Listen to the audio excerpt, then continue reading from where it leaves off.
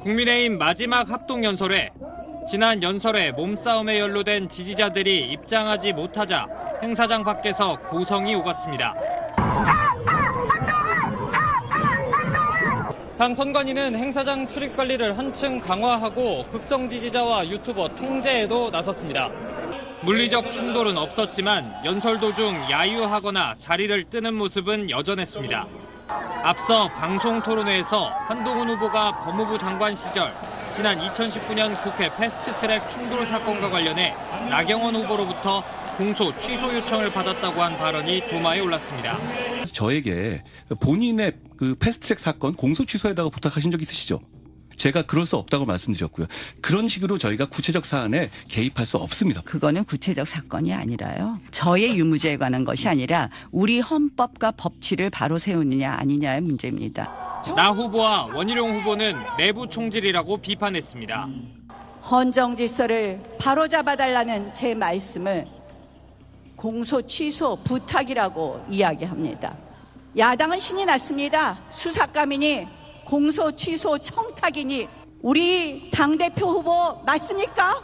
한 후보의 입 리스크 새로운 위험으로 등장했습니다.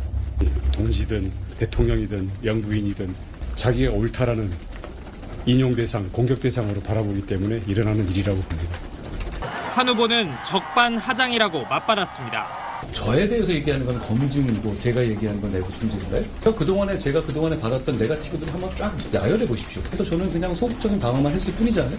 폭로전이 가열되면서 당내 우려는 커지고 있는데 야당은 선거를 치를 게 아니라 후보 모두 손잡고 검찰에 출석해 수사받아야 한다고 비판했습니다.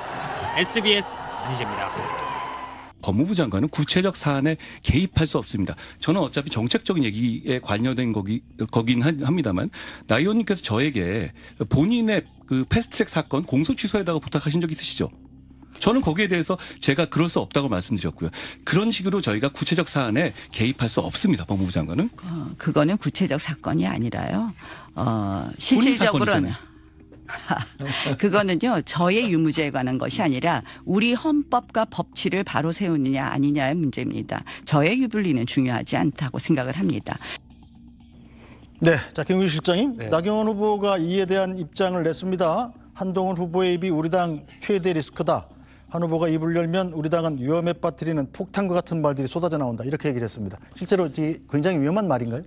패스트트랙 사건은 아마 다들 기억하시겠지만 나경원 당시 원내대표 시절이죠. 원내대표 때 이른바 패스트트랙으로 이제 그 공수처하고 정치개혁법 연동형 비례대표 통과시킬 때 물리적 충돌이 일어났고 그때 원내대표이기 때문에 뭐 빠루 사건도 뭐 사실 억울한 이야기였습니다만 그런 물리적 충돌이 있어서 묵 없는 기계. 그렇습니다. 예, 선언하겠습니다. 예. 국회 못 뽑는 기계. 국회 선진화법 위반으로 기소가 된 사건입니다. 그래서 민주당 의원들도 몇 분이 기소가 돼 있고요. 그다음에 우리 국민의힘 의원들도 다수가 기소가 돼 있습니다. 아직까지 지금 1심 판결이 안 나오고 있는 상황이에요. 그래서 제가 듣기로도 여야 국회의원이 모두 공이 다 기소가 된 사건이기 때문에 이걸 정치권에서 현명하게 좀 정치적 타결을 통해서 법원의 문제를 좀 해결할 수 있는 통로를 열어줘야 되는데 법원 1심 판결의 판사님들도 얼마나 머리가 아프겠습니까? 지금 이게 지금 거의 3년이 다 지난 4년이 다 지난 이야기인데 1심 판결이 안 나오는 것은 그만큼 정치적 타결을 지금 필요로 한다는 것이고 제가 알기로는 나경원 의원이 아마 한동훈 당시 법무장관한테 그런 이야기를 했다는 것은 패스트트랙이 빨리 좀 그 법원에서 판결이 날 수 있도록 이거저거 아마 요청을 좀 하소연했을 가능성이 커요. 왜냐하면 그 관련돼서 그 기소된 분들은 저게 결론이 안 나기 때문에 굉장히 전전긍긍하거든요.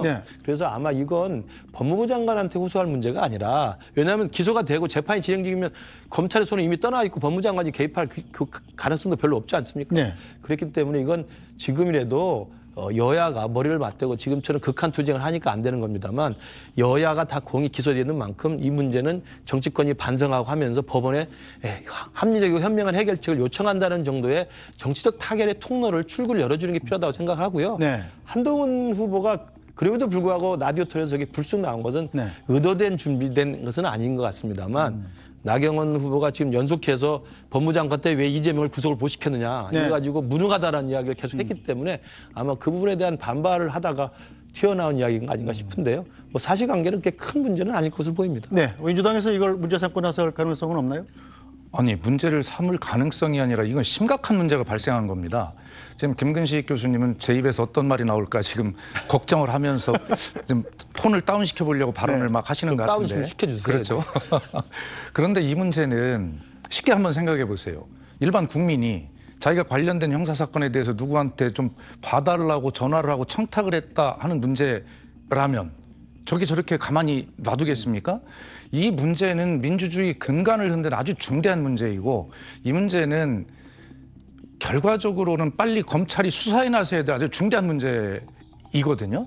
한동훈의 입이 무슨 뭐 리스크다라고 하는 이런 어떤 전당대회 후보 간의 설전이 문제가 아니라 이 문제는 중대한 형사사건의 어떤 범죄 현장을 스스로 한동훈 법무장관이 밝힌 것이고 나경원 후보는 그것이 헌법과 법치주의를 세우기 위한 일반론이었다라고 하지만 전화를 한 것을 지금 시인하고 있는 거거든요. 직접 본인이.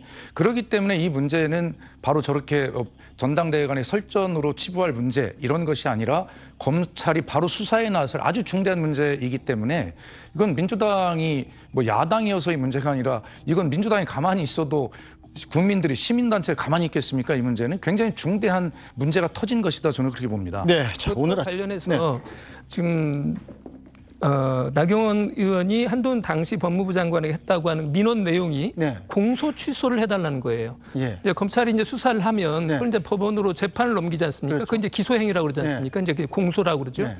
그런데 1심 판결이 나기 전까지는 검찰이 우리가 기소를 잘못했습니다. 그래서 기소를 안 할게요. 취소할 수가 있습니다. 그것도 도로 뺍니다. 이렇게 할 수가 있는 거예요. 다만 그러려면 당시 검찰로서는 대단히 중요한 이유가 있기 때문에 그걸 이제 빼달라고 해야 되는 거고요. 그다음에 이제 검찰을 이제 총괄 지휘하는 게 법무부 장관이기 때문에 법무부 장관의 힘으로 만약에 아주 무리하게 하자고 하면 할 수도 있는 거죠. 그래서 이런 걸 보고 속칭 이제 정치인이 법무부 장관에게 센 민원을 한 거죠. 센 민원을 했는데 박수원 의원님 말씀하신 것처럼 저는 굉장히 중요한 문제라고 봐요. 이게 아주 사소한 것처럼 보일 수 있을지 모르지만 여당의 중요한 정치인이 이것과 관련해서 법무부 장관에게 이런 민원을 했어? 라고 하는 것은 그렇게 간단하게 넘어갈 문제는 아닐 것 같습니다. 네, 여당의 라디오 토론회에서 불쑥 나온 이 문제 또 어떻게 커질지 아무도 모르겠습니다. 자, 오늘 아침에 나온 얘기이기 때문에 또 좀 두고 봐야 되겠습니다. 자, 이렇게 신경전을 펼쳤던 후보들, 자, 유일하게 한마음인 문제도 있었습니다. 김건희 여사 지금이라도 사과해야 된다는데 여기 계신 네 분 다 공감하신 듯합니다. 국민들이 그걸 바라고 계시고요. 그리고 대통령께서도 이미 사과를 하신 상태입니다. 제가 1월부터 그 부분을 말씀드렸었고요. 그 과정에서 결국 관철되지 못했었는데 지금이라도 사과하고 국민들께 이해를 구하는 것이 필요하다고 저는 생각합니다. 이제 많은 국민들께서 지금이라도 좀 사과하셨으면 하는 마음이라고 생각을 합니다. 사과를 의사표시를 이미 하신 것으로 문자에서 나온 것 같습니다. 그래서 지금이라도 사과하는 것이 오히려 저희가 털어버리고 간다는 면에서 바람직하다. 영부인은 공인이시고요. 국민들의 마음을 편안하게 해줄 그런 공적 책임도 있다고 생각합니다.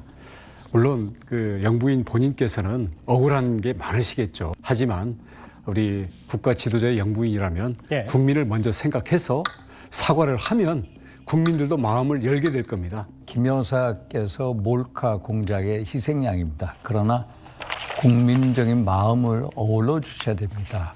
사실 지난번 우리 한동훈 비대위원장께 100번, 1000번, 10,000번 사과하고 싶다라고 그러셨는데 그 입장이 지금도 유효하다고 저는 보고 있고요. 네, 김규 시장님. 김건희 여사가 명품백 논란에 대해서 사과해야 하는가? 자, 네 후보 모두 사과는 해야 된다. 이렇게 얘기를 했는데 자, 지금이라도 사과를 해야 된다고 보시나요? 저 네 분이 다 저렇게 오랜만에 일치된 답변을 내놓아서 정말 다행이라고 생각하고요. 특히 이제 오늘 아침 라디오 토론에서는 김건희 여사가 이 명품백과 관련해서 조사를 받아야 된다는 것도 네 분이 다 조사를 받아야 된다고 이야기를 했다고 그래요. 그런 걸로 보면 뭐 논란이 있었습니다만 이미 민심과 당심 그리고 우리 당의 전당대 후보들조차도 김건희 여사의 명품백 문제는 빨리 본인 스스로의 어떤 결정에 의해서 결자 해지 차원에서 문제를 풀어야 된다는 생각을 다 갖고 있는 것으로 보입니다. 이제 이 부분은 이제 김건희 여사가 어떻게 결정해야 될지 두고 봐야 될 것 같고요. 저는 그렇지만 여기서 하나 또 궁금한 것은 저 네 분 특히 원희룡 후보나 나경원 후보나 윤상현 후보가 다 사과해야 되고 조사를 받아야 된다고 하는데 당시 총선 때 저 문제가 얼마나 많은 수도권에 피해를 줬고 저같이 열심히 뛰었던 송파병의 후보는 그것 때문에 얼마나 많은 갓난 고초를 겪었겠습니까? 네. 그럴 때 김건희 여사 사과해야 된다, 조사해야 된다는 이야기를 누가 했습니까? 아무도 하지 않았습니다. 한동훈 후보만 그때 비대위원장으로서 이거 문제를 좀 풀어야 된다라고 했다가 어떻게 됐습니까? 용산에서 난리 나가지고 사퇴하라고 압박받은 거 아닙니까? 그 문제를 가지고 지금 당이 그래서는 안 되기 때문에 이번에 새로운 전당대회를 통해서 당대표를 뽑으면 이젠 용산에 할 말을 하는 당정관계를 하자고 지금 우리가 모여 있는 거 아닐까요? 네. 근데 지금 저분들은 윤상현 후보나 그 원희룡 후보나 나경원 후보는 용산과 척지면 안 된다. 한동훈 후보가 잘못하고 있다. 한동훈 후보가 되면 대통령하고 사이가 안 좋기 때문에 불안하다라고 말하시면 그럼 당시에 총선 때 가장 큰 이슈였고 가장 큰 파괴력이 있는 폭발적 쟁점이었던 저 문제에 대해서 지금에 와서는 다 사과해야 된다, 조사해야 된다 해놓고 그때 왜 말 한마디 않고 용산에 시키면 납작 엎드립니까? 저는 그게 앞뒤가 맞지 않는 자가당착이라고 생각을 합니다. 그때 찬성을 했다고 하면 판도가 이렇게 안 됐을 것이고요. 지금이라도 사과해야 된다고 한다면 원희룡 후보가 납장서서 지금 주장하는 것처럼 대통령한테 잘 보여야 된다. 대통령 뜻을 따라야 된다. 윤심 이야기 하지 마시길 바랍니다. 네, 자, 박수현 의원님. 일단 네 후보 모두 김건희 여사 명품백 논란에 대해서 김건희 여사의 사과 그리고 검찰 조사 받아야 된다. 네 명이 다 동의하는 상황. 이 대통령실에서 보면 좀 상당히 부담스럽지 않을까요? 부담스러운 정도가 아니겠죠. 잠이 안 오실 거래요 아마. 지금 그 김근식 교수가 이제 갓난고초 말씀하셨는데 우리 김 교수님 말씀만 봐도 총선 전과 이유가 완전히 달라지지 않았습니까? 저렇게 강한 말씀하시는 걸 참 처음 봤는데 아마 지금 되게 총선 때 고생하고 그런 어떤 것들 때문에 정말 영향이 되어서 낙선했어라고 하는 이 정치인들 입장에 보면 정말 기가 막힐 노릇일 겁니다. 울컥하는 게 느껴졌어요. 그럼요. 그래 느껴지잖아요. 그래서 하여튼 저는 근데 이런 말씀 총선 때 왜 김근식 교수님 그 대파 논란이 있었잖아요. 그런데 바로 지금 그 대파 논란과 저는 똑같다고 생각이 드는 게 윤석열 대통령께서 마트에 가서 대파 875원인가가 합리적 가격이다. 대통령께서 대파 가격 모르실 수 있죠. 국민들도 그것 때문에 화나신 게 아니라고 생각해요. 다만 그랬을 때 그 뒤에 국민의힘 인사가 나오셔서 대통령이 말한 가격은 한 단이 아니라 한 뿌리 가격이다라고 이걸 국민들 분노에 불을 붙이는 이런 발언을 했어요. 지금 저 명품 백도 마찬가지입니다. 지금 한번 보십시오. 계속 이것이 대통령 기록물이라고 그렇게 주장을 해왔잖아요. 24년 1월 19일 날 대통령실이 그렇게 이야기를 했어요. 대통령 기록물로 취급 보관 이렇게 얘기했고 그다음에 이철규 의원도 바로 그 3일후인 1월 22일 날 이 대통령 기록물을 반환하라고 하는 것은 국고횡령이다. 대통령 기록물을 아주 기정사실화하고 있고 국민권익위원회에서 대통령 기록물이어서 즉시 소유권이 국가에 귀속돼서 신고 의무가 없다 이렇게 털어줬단 말이에요. 그런데 정진석 비서실장께서 그제 운영위에 나와서 뭐라고 하셨어요? 대통령 기록물인지 여부는 이번 연말까지 결정하게 돼 있지 아직 결정된 바 없다 이렇게 이야기했고 그다음에 지금 김건희 여사를 뭐 같이 수행하고 있거나 모시고 있는지 모르지만 윤모 행정관 어땠습니까? 김 여사께서 즉시 반환을 지시했지만 내가 깜빡이고 지금까지 하지 않았다. 이 말을 누가 믿겠습니까?